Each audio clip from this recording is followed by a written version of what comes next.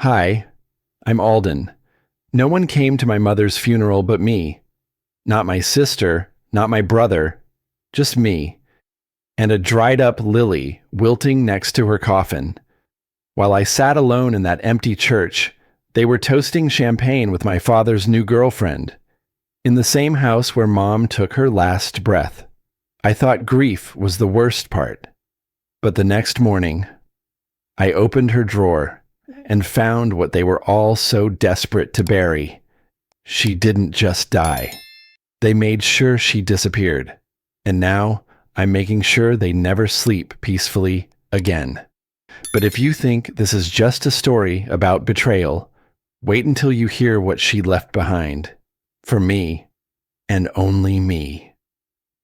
The wind pushed at the old church doors as I stepped inside, my shoes echoing too loudly on the wooden floor. It smelled like lilies and dust, and the kind of silence that makes your ears ring. I'd been here before, back when she used to sing in the choir. But today, the pews were empty, except for me. Just me. I walked down the center aisle slowly, like if I moved too fast, something would break. Her coffin sat alone at the front, a white lily resting on top. I adjusted it, fingers brushing its soft petals. They were already browning at the edges. She used to say lilies were for people who stayed quiet but never broke. I said it out loud, to no one. I looked around once more, just in case, but no one else came. My siblings? Off celebrating something. My father? Probably halfway through a bottle of wine with that woman. And me? I was the only one who remembered what today was supposed to mean. The pastor shuffled up behind me, young, nervous, like this wasn't part of his usual routine. He cleared his throat and started reading from a little black book, his voice low, as if speaking too loudly would expose how ridiculous it was to be giving a eulogy to a room of empty seats. He paused at the row marked "Reserved for Family." They stayed empty. I leaned in and said, "They're not coming." He nodded slightly, but didn't stop reading. The thunder outside cracked across the sky like a warning shot. Rain started tapping against the stained glass windows, turning the colored light inside into something gray and washed out. I sat back down and pulled out my phone. I don't know why I did it. Maybe to remind myself this was still real life. Celeste had posted a story.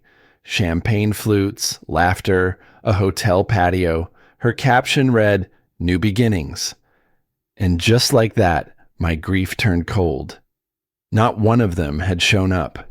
Not for the woman who raised us, cleaned up our messes, fought through nights alone while Dad disappeared for business trips that always smelled like perfume and cheap bourbon. And they posted this, smiling, drinking, toasting to new beginnings. I didn't feel sadness anymore. Just that tight, sharp thing in my chest. Not quite rage. Not yet. But something close. I pocketed the phone and stood. At the back of the church, I noticed a figure outside, standing in the rain. Mrs. Kinley, my mother's friend from the old neighborhood. She didn't come in. Just stood there, umbrella closed, getting soaked, eyes locked on the stained glass. Maybe she felt she didn't belong. Or maybe she didn't want to be seen. I walked up to the coffin. The church caretaker approached, his keys jingling nervously in his hand. "Do you want to say a few last words, son?" he asked. I looked down at her, the woman who taught me how to fix a tire, how to keep secrets, how to fight fair. "There's nothing left to say to people who stopped listening years ago," I replied. He nodded and slowly closed the lid. That sound, the soft but final thud, echoed in my spine, like a chapter closing without a proper sentence. As I stepped outside, the rain hit harder. Lightning flashed behind the steeple, painting the sky in sharp whites and bruised purples. I walked past the family plot, gravel crunching under my shoes, and there it was. His name, already carved into the stone next to hers. Not a memorial, not a space held in honor, just a man planning ahead, making sure he'd be buried beside the woman he abandoned, as if proximity in death could erase absence in life. I wiped the rain from her headstone, fingertips brushing away dirt and water like I was trying to uncover some deeper truth written beneath. "You deserved better than this," I said. And then, my phone buzzed, a message from my father. "Dinner tomorrow night, family only." I stared at the screen. No apology, no explanation, just a dinner invitation like nothing had happened. I let out a dry laugh, but there was no humor in it, only disbelief. Family only. The words hit harder than the rain. I stared at that message for the better part of an hour after I got home. Changed clothes, sat at the kitchen table, watched a water ring grow under my coffee mug while the clock on the wall ticked toward something I didn't want to face. I didn't respond, didn't need to. They knew I'd show up, not because I wanted to, but because that's what I always did. Show up, clean up, hold my tongue. By the time I pulled into the parking lot of the Grovewood, the sky had darkened to a dusty navy, the last rays of sunset hiding behind the Blue Ridge. I sat in my car for a few minutes longer, windows fogged slightly from my breath, debating whether I should just drive off. Instead, I grabbed my coat, still smelling faintly of church candles, and walked in. The restaurant was dim, polished, the kind of place where waiters whispered and glasses clinked like wind chimes. I spotted them instantly, round table near the far window.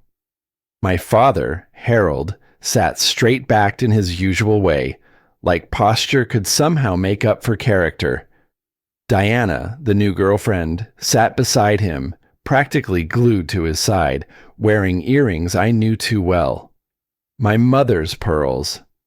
Celeste caught sight of me and waved me over like we were meeting for drinks after work.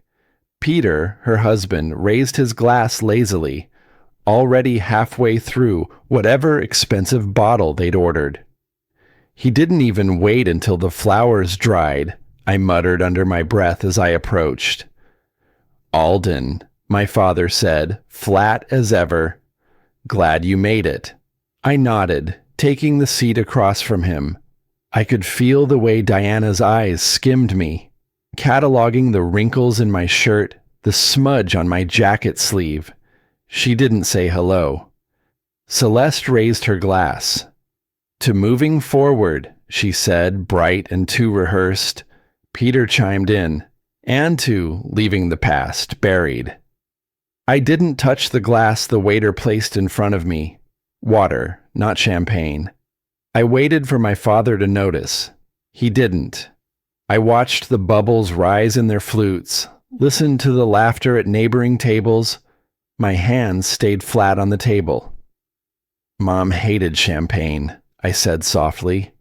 Celeste smirked, swirling her glass. "Maybe that's why you do too."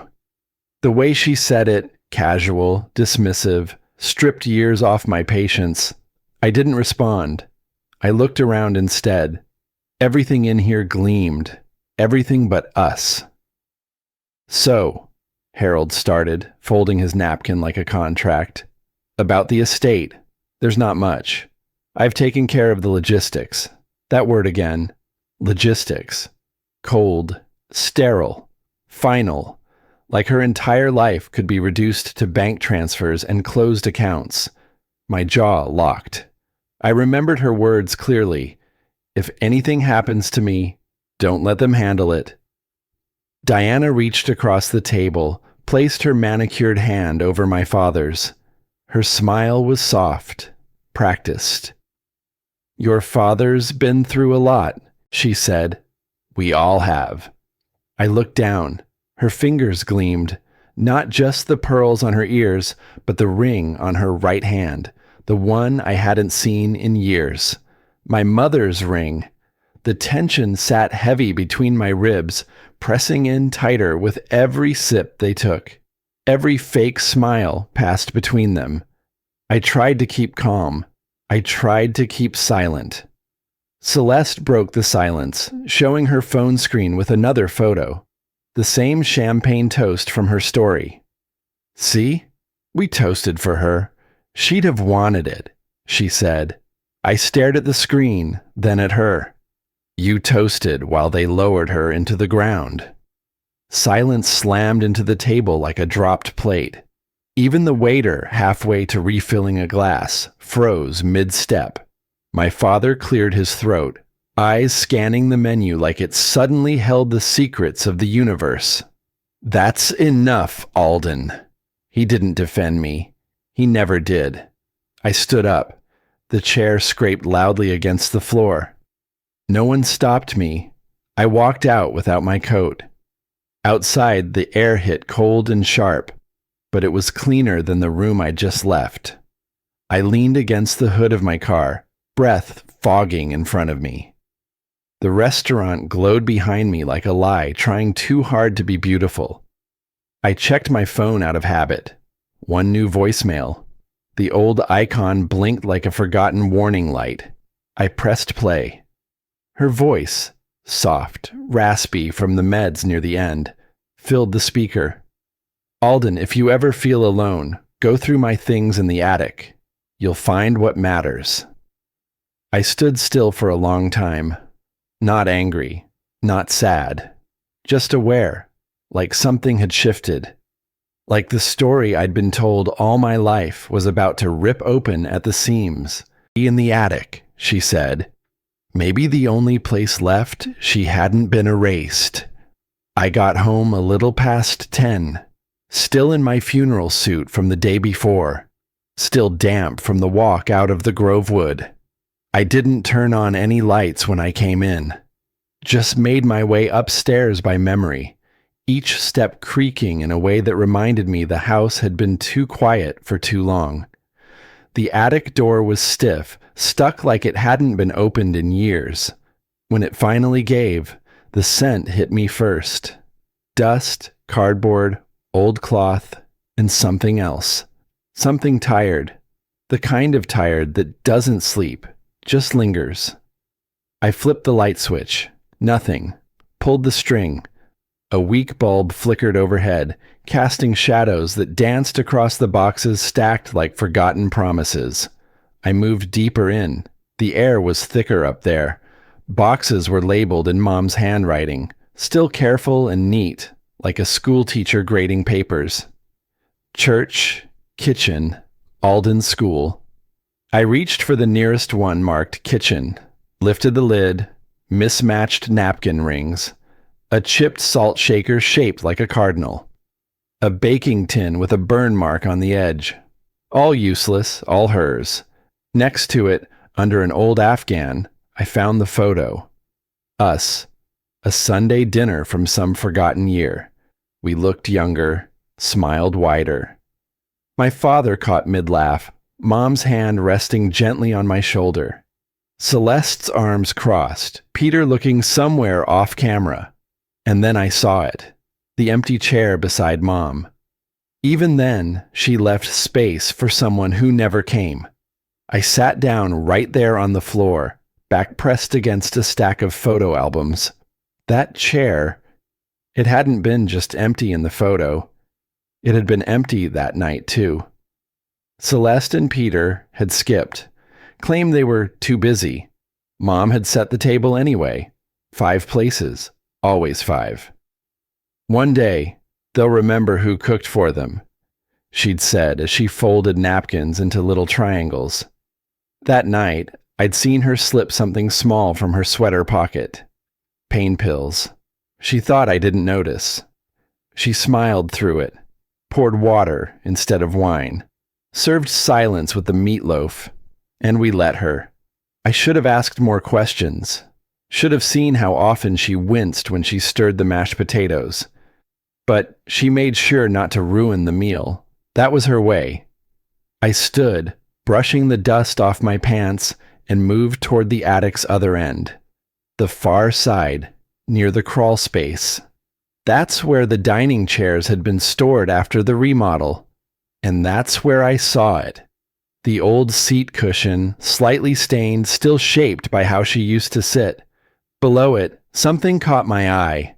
A folded napkin. I knelt. Lipstick.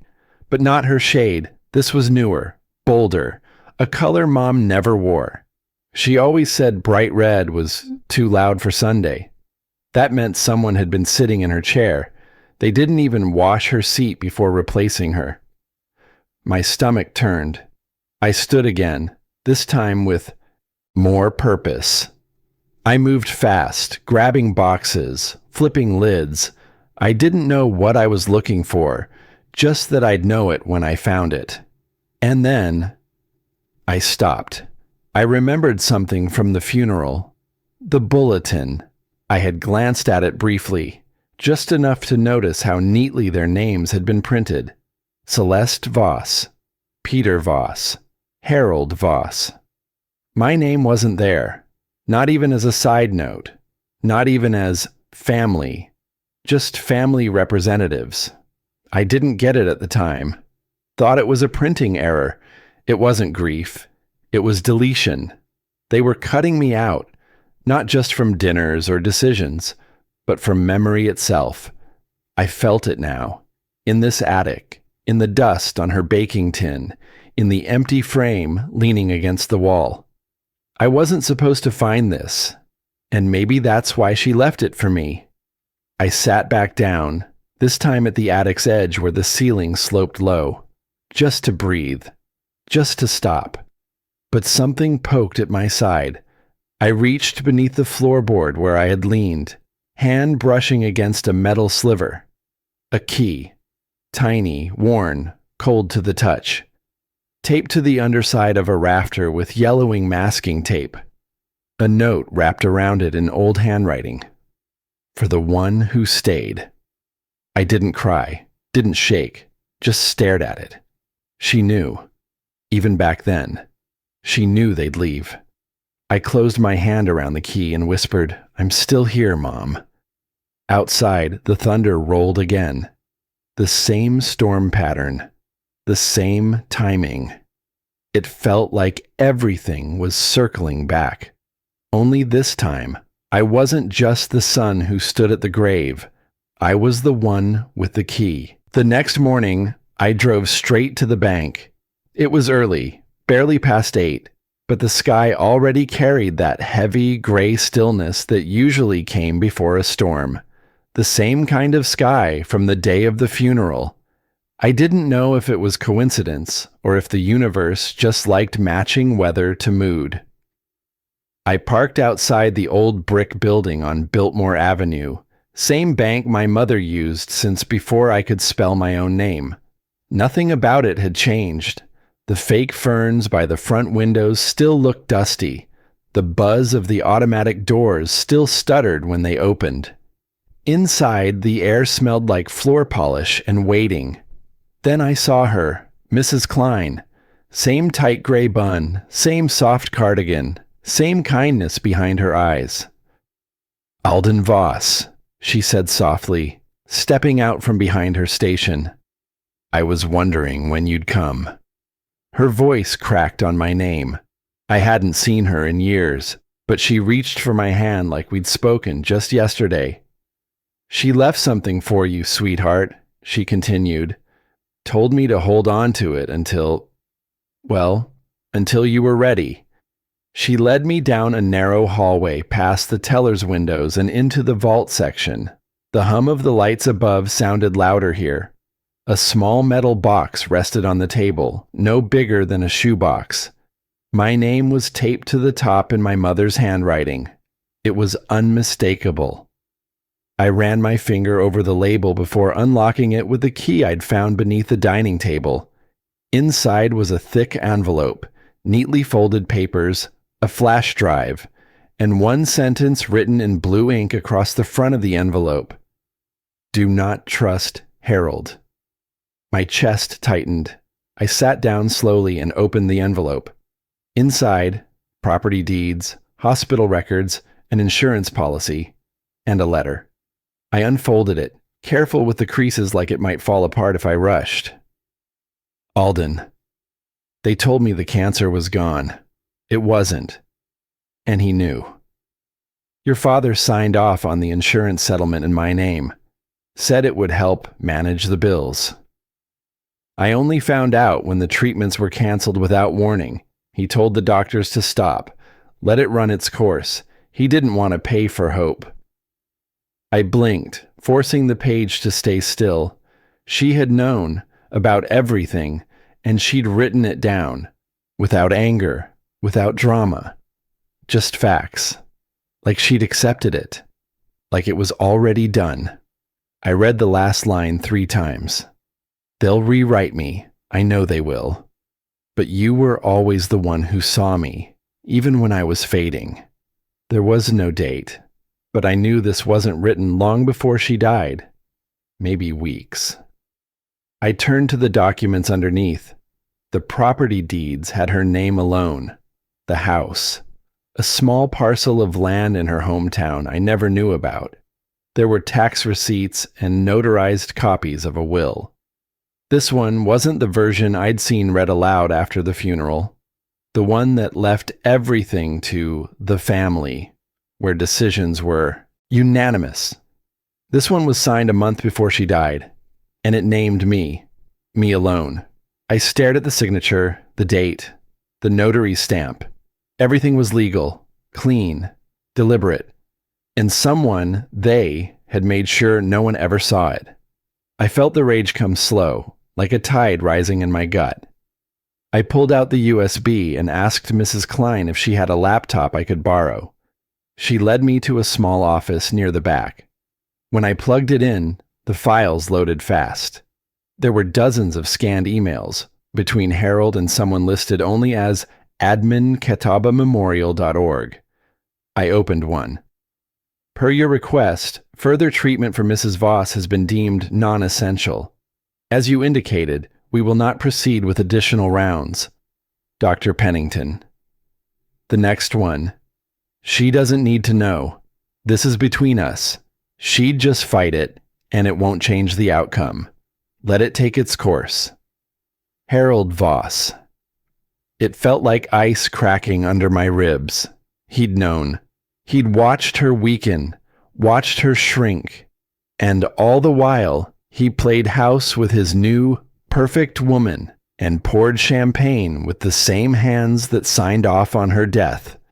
I copied the files, printed what I could, stored everything in a new flash drive and sealed the originals in a new envelope Mrs. Klein gave me. Before I left, she stood in the doorway and said quietly, "She told me this day would come, that you'd know when to stop forgiving." I didn't say anything. I just nodded, because she was right. I walked out into the parking lot. The wind had picked up. The trees lining the sidewalk bent slightly, as if bracing for something. My phone buzzed in my jacket pocket. I checked the screen. Celeste. Dad wants to see you. Urgent. Of course he does. I looked down at the key still warm in my palm from the vault. My fingers curled around it slowly. They buried more than her body. They buried her truth. Not anymore. The driveway was still damp from the morning rain. I parked at the curb instead of pulling in. Something about pulling all the way up felt too familiar, too compliant. The porch light was on, even though it was barely 5. I hadn't stepped foot in that house since the funeral. The siding had been pressure washed, and there were new potted plants where Mom's wind chimes used to hang. When I knocked, the door opened before the second rap. And there she was, Diana, blonde curled tight like it took 2 hours and a can of hairspray. Eyes too wide, too welcoming. But it wasn't the smile that stopped me. It was the scent, gardenia and rain, my mother's perfume, not just something like it. It was hers. I stood there, letting the air hit my face. She didn't seem to notice my pause. "Come in," she said, stepping aside with a practiced grace. I didn't move. "Did you find that in her dresser?" My voice was steady, but I could hear the gravel underneath it. Diana's eyes flickered with confusion, but the smile never left her lips. "Oh, this?" She touched her neck lightly. "Your father gave it to me. Said it reminded him of happier times." I stepped inside without a word. The living room was warmer than I remembered. Brighter, somehow, not a single curtain drawn, every light on. But what caught me was the walls. Photos, rearranged, pictures of holidays and vacations, but Mom was missing from all of them. Her space on the mantle, once home to her wedding photo, was now occupied by a framed shot of Deanna with Peter's kids at last summer's 4th of July cookout. Even the piano had been moved. I walked toward the staircase and paused. "Where's Mom's picture?" I asked, not looking back. Harold's voice came from the den, dry and rehearsed. "We're moving on, Alden. You should too." Celeste and Peter were already seated in the den, Celeste pretending to scroll through her phone, Peter looking like he wanted to be anywhere else. I stood in the hallway, catching the faint sound of piano music. Someone had a playlist going, soft, instrumental. I knew that tune. Mom used to play it on Sunday mornings, right before making cinnamon rolls. Diana was humming along from the kitchen, off-key. Off everything. I walked into the den and took the empty chair across from my father. Harold didn't look up at first. He was sipping something brown from a heavy glass. Bourbon, probably. His face was more lined than I remembered, but the eyes were the same, sharp, measuring, distant. "We wanted to talk," he said, finally meeting my eyes. "Your mother didn't leave much. But we want you to feel supported." He slid an envelope across the coffee table. It was thick enough to be a check, not thick enough to be sincerity. I didn't touch it. "You forged her signature, didn't you?" The question landed like a slap across the room. Celeste froze. Peter's eyes widened. Harold's glass paused midair. "That's a hell of an accusation," he said quietly. Peter was the first to break. "That's insane, man. Come on." I pulled the printed email from my coat pocket and laid it gently on the table, smoothing the crease.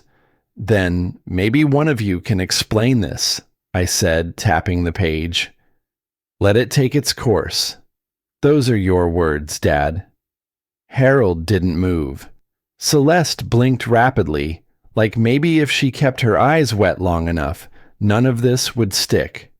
Peter leaned forward, peering at the document. "This could be fake?" I shook my head. "That's from her medical file. The original's on a drive. You want the audio too?" Diana stepped into the doorway, drying her hands on a towel. "Maybe this isn't the time." Harold stood fast. His chair scraped against the hardwood. "You don't understand the sacrifices I made," he barked. "Everything I did was for this family." I didn't flinch. "Families don't need martyrs," I said, "especially ones who sell their dying wives for peace of mind." He turned red, fingers trembling around the glass. Diana moved toward him, but he waved her off. "You want to be angry?" he growled. "Be angry at yourself. You left. You turned your back on all of us. You were always the outsider. You didn't build anything. You didn't earn a damn thing." I stood. Not fast, not loud, but when I rose, the room shifted. I gathered the email printout, tucked it back into my coat pocket, then met his eyes. "Then you'll be judged by the truth instead." The air outside felt colder than when I'd arrived. The breeze had shifted. Damp, sharp. Autumn finally beginning to bite. I walked down the porch steps slowly. Behind me, the house stayed silent. I didn't bother closing the door all the way. As I reached the sidewalk, a gust of wind carried the scent of gardenia after me. Light but undeniable. I stopped and turned back once. Through the front window, I saw Harold pacing, phone to his ear, probably calling the family attorney. Or Peter. Or both. Good, I whispered. Let him. I pulled out my phone and dialed. It rang once. Mrs. Klein, it's Alden. Can you notarize something for me tomorrow? She didn't ask what. I think it's time, I added. People saw what she really left behind. I didn't turn on the lights when I got home. The glow from the street lamp outside spilled across my living room like a lazy ghost, catching the edge of the coffee table where her letter lay, creased, unfolded, and covered in notes. My notes. Her words. The window rattled lightly in the wind. A storm was pushing in from the Blue Ridge, low and mean. The kind of storm that made the floorboards groan and made you check the locks twice, even if you lived alone. Especially if you lived alone. I sat by the window, legs pulled up like I used to as a kid when I couldn't sleep. The kind of night where nothing really rests, not even time. On the table, her handwriting stared back at me. Familiar curves, sharp corners, always black ink. Some lines had blurred. I didn't remember crying, but the proof was there. Damp spots dried into petals of regret. She wasn't just dying, I whispered to the glass, fogging it. She was planning. I traced the letter again, finger moving over the loops in her script. Something felt intentional. Not the way she usually wrote, more measured. Underlined words scattered like breadcrumbs. Keep the truth safe. 4 words. I grabbed my notebook and started copying them down. Every underline, every pause, every oddly phrased sentence. She'd always spoken in layers. I should have listened better. I should have known. I kept reading, circling passages with my pen, when a line jumped at me. Recordings. Box labeled recipes. My heart caught. I remembered the attic box. Red tape on the corner, marker faded. Mom's kitchen. It had been so ordinary, so overlooked. I hadn't opened it. I rose, flipping on the hallway light. My footsteps echoed sharper than usual. Maybe because the apartment was too quiet, or maybe because my pulse was louder than the storm now grumbling overhead. The attic box was still by the coat rack. I dragged it over kneeling, tearing through old folded aprons, plastic cookie cutters, a bent church bulletin from 2007. Near the bottom, wrapped in a dish towel, sat a small black cassette player. 2 tapes were taped together, labeled in her handwriting. "Play me first," the top one said. My hands didn't tremble until I pushed play. Her voice filled the room. Faint, raspy, but hers. If you're hearing this, Alden, I know they've already tried to tell you their version of things. I didn't breathe. I didn't blink. Static crackled. Your father made sure I signed those papers under morphine, but I wasn't alone that night. The tape cut off like a guillotine. I stared at the player. My hands were clammy, sweat collecting under my shirt. I rewound the tape, hit play again. If you're hearing this, then static again. Your father made sure, but this time I caught something underneath her words. Background noise, a chair scraping, a deep inhale, and then a voice. Male, calm, too calm. Just sign, Evelyn. It's better this way. I froze. That voice. I'd heard it argue politics on the back porch, heard it ask for mashed potatoes, heard it curse at football games. It was him, Harold. I slammed the player shut, hard enough that the rewind button popped loose. I sat back on the floor, wine pushing against the windows now like something was trying to get in. Or get out. I looked at the ceiling. The fan spun slowly overhead, unbothered by everything unspoken spinning beneath it. I'm bringing the storm inside their perfect house, I said to no one. I stood, moved to my laptop. My hands were steadier now. I uploaded the recording, made 3 backups, one to my desktop, one to a flash drive, one in an email to myself, and another to Mrs. Klein. Then I opened a blank document and started typing a note. Celeste, Peter. If you want to know what our father really buried, come to the house tomorrow. I paused, looked at the word our, then deleted it. If you want to know what father really buried, come to the house tomorrow. I saved the file and set a calendar reminder for the next morning. I returned to the chair by the window. The rain had started, not heavy, just steady. The kind that made everything blur a little if you stared long enough. Lightning danced low across the sky. The reflection caught the window just right, and for a second I saw a face looking back at me that wasn't mine. It was his. Same furrowed brow, same eyes, same refusal to break.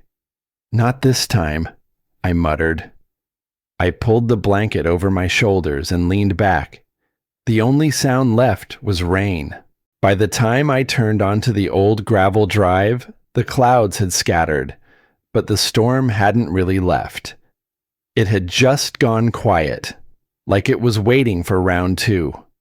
Branches were strewn across the front yard, a few small ones resting against the porch like they'd tried to knock and been ignored. The lawn looked tired. So did I. The front door was already unlocked. I stepped inside. The scent of wine and roast still clung to the air, something overcooked, something forgotten. My mother would have aired the place out before anyone came over. Diana didn't. Celeste sat stiffly on the far side of the living room, eyes flicking from her phone to the hallway like she wanted to disappear into it.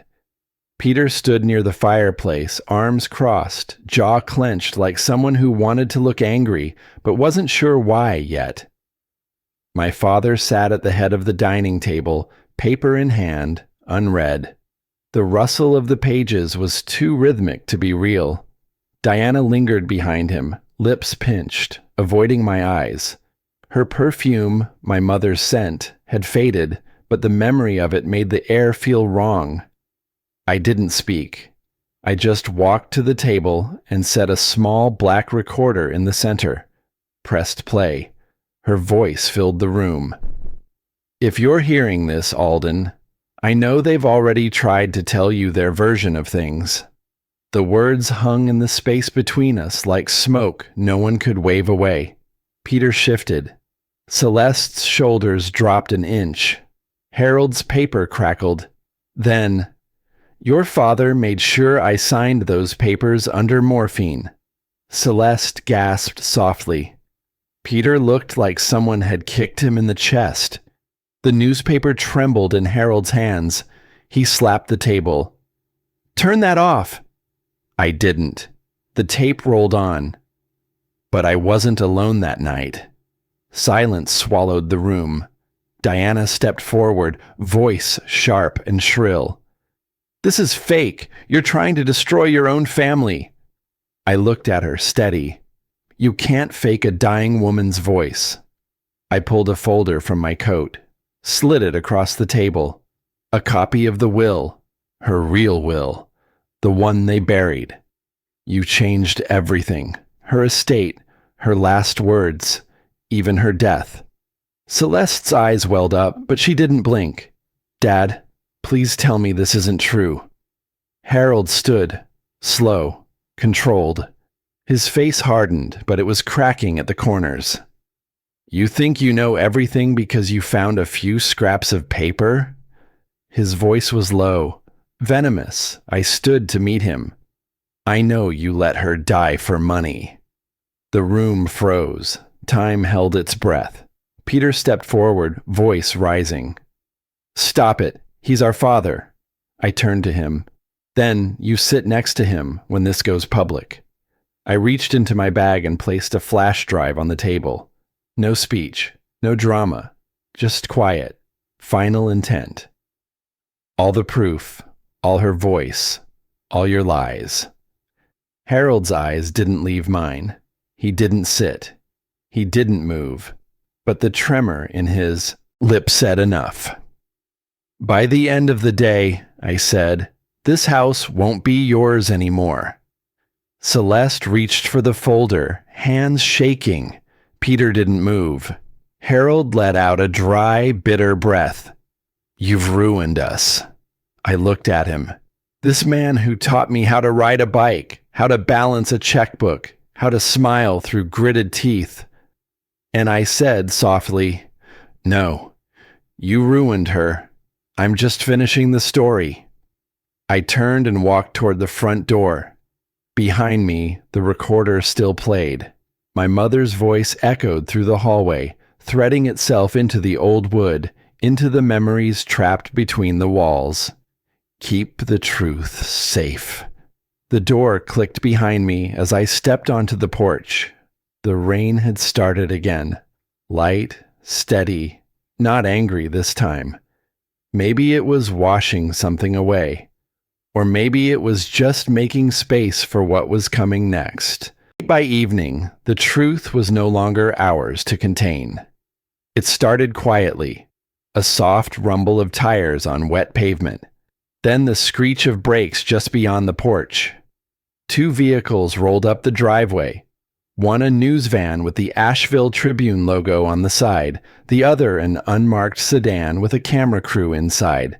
Their arrival was unannounced, but not unexpected. I had made sure of that. Celeste stood just behind me, clutching her phone like it could shield her. Peter hovered near the archway, one foot half turned toward the exit. Neither of them said a word. Harold stepped forward, his voice low and rigid. We don't talk to the press in this house. I looked at him evenly. That's fine, I will. I stepped outside, pulling the storm door closed behind me, just enough to keep them from hearing what they weren't brave enough to say out loud. The crew set up fast, microphone clipped, camera rolling, questions already scribbled on a clipboard. The journalist, a sharp-eyed woman in her 40s with a tone that suggested she'd seen too many family secrets blown open on camera, began carefully. You contacted us regarding a series of documents concerning the Voss estate. I nodded, cutting in gently. Not just documents. My mother's voice, her truth. Inside, the silence turned heavy. I could feel their eyes at the windows. We stepped into the living room. I handed her the manila folder, the will, the emails, the medical records, and then I reached into my coat pocket and placed the recorder down. Her voice played again. They told me I'd be safe. They lied. The microphones picked it up. The camera lens didn't flinch. Neither did I. Harold lunged toward the table, trying to swipe the recorder. But the journalist stopped him with a single lifted palm. It's on record, she said, voice firm. Diana turned her back, her hand covering the bottom half of her face. Celeste sank into a chair like her legs forgot how to stand. Peter muttered something under his breath and stormed out the front door, slamming it behind him. I stayed still. The truth doesn't ruin anything that wasn't already rotten, I said. Calm, not proud, just tired. Harold stood frozen, his mouth opened, then shut again. Then he snapped, You think anyone will believe you? You're nothing without me. I stepped closer, letting him see what he never thought I'd become. Exactly.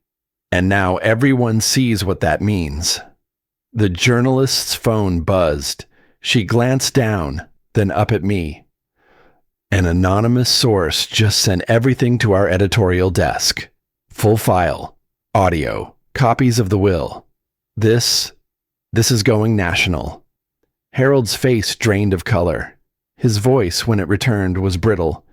This is slander. She ignored him. She was already packing up. Out front, the crew rolled cables and closed their van. The porch felt colder now, stripped bare of illusion.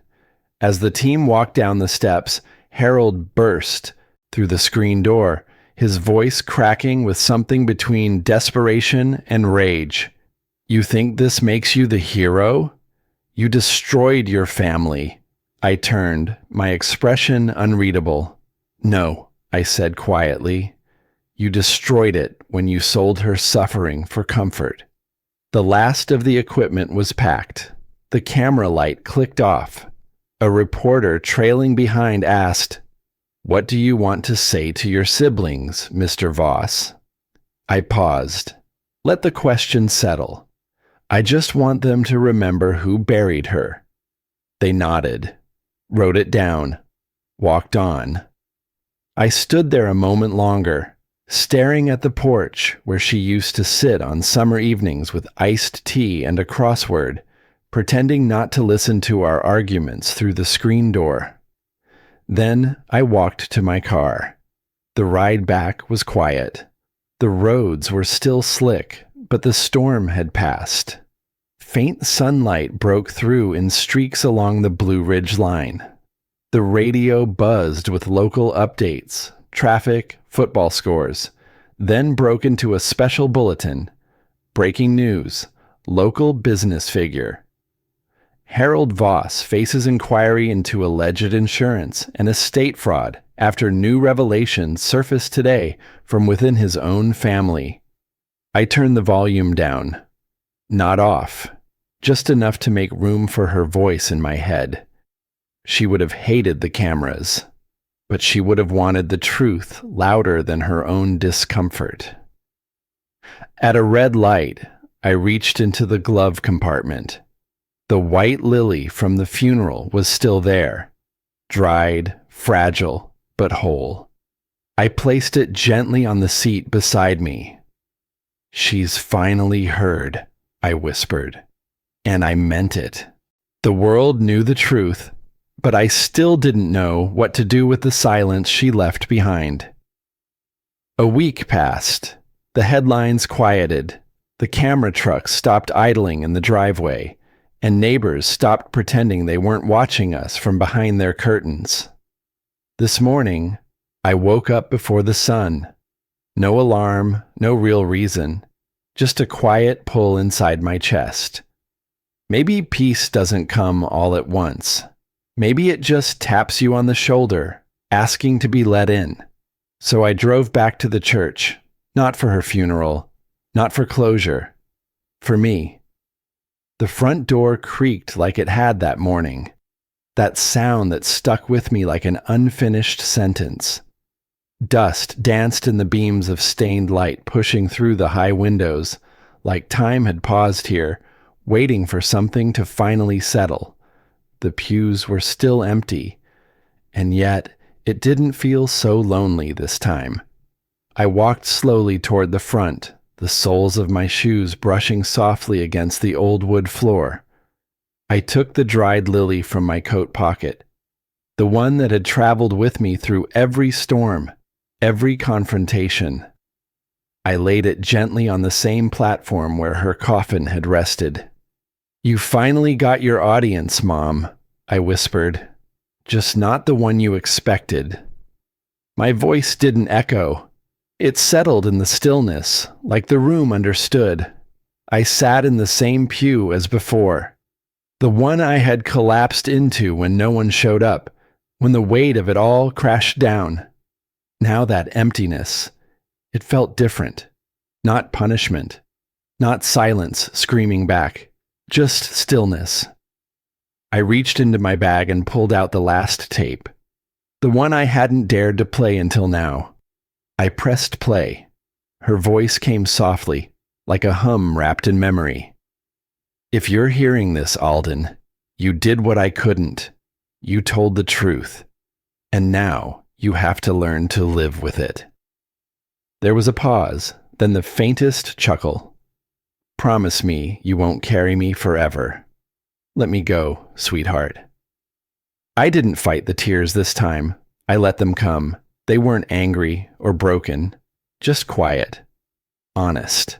I leaned back against the pew, closing my eyes and let her words hold me. Not like a weight, but like a blanket. When I finally looked up, something caught my eye near the altar. Fresh lilies. Not the ones I brought. Not the old ones. New.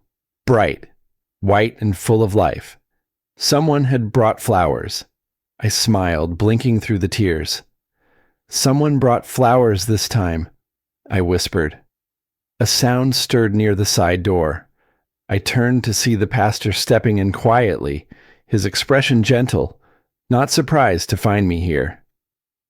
You did what she wanted, didn't you? He asked. I nodded. Yeah, but I didn't know justice could hurt this much. He sat beside me in the pew, folding his hands in his lap. That's how you know it was real. Neither of us spoke after that. There wasn't much left to say, just enough quiet to make room for everything that mattered. Eventually, I stood. The morning sun had risen outside, casting a golden wash across the floorboards. The air smelled cleaner than I remembered, not of dust or flowers, but of breath, life. I stepped out of the church, into the day. Birdsong threaded the air. I hadn't realized how long it had been since I noticed something that simple, something that wasn't tied to grief or memory. In my jacket pocket, I found her last letter, the one I'd read 100 times but never finished. One line had remained folded, unread. I opened it now. For the one who stayed, build something beautiful, even from what they broke. I folded it again, slowly, carefully, and slid it back into my pocket. That line didn't ache. It felt like permission. I got into my car and headed north, toward the mountains. The radio hummed to life. And then it played that piano song she always used to play on Sunday mornings, the one she loved. I didn't change the station this time. As I curved along the ridge, the trees parted just enough for me to see a billboard at the bend. Harold's face. Under investigation. Black letters on a bright background. I didn't slow down, didn't look twice, just kept driving. Goodbye, Mom, I said. And for the first time in years, silence didn't feel like an absence. It felt like home. And somewhere between the mountains and the sky, I swear I heard her say, "Thank you."